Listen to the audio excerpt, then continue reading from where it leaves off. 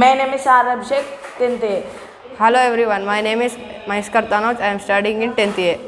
Hello everyone, myself Amrut Chai, I am studying in 10th class. We are from ZPHS Palakurthhy, Janagam district, Telangana.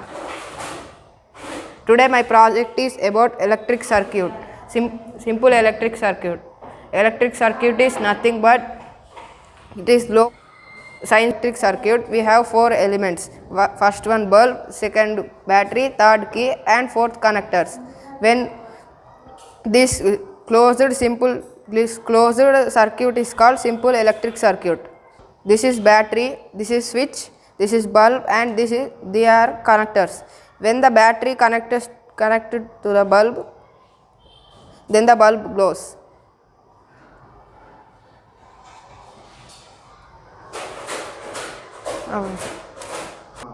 This is called simple electric circuit. Thank you.